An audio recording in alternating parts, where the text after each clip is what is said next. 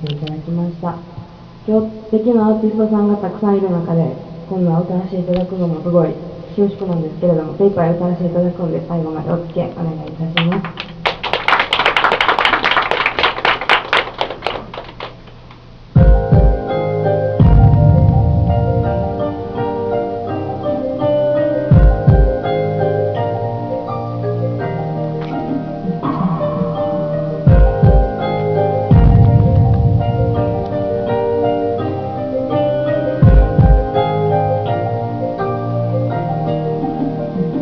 心に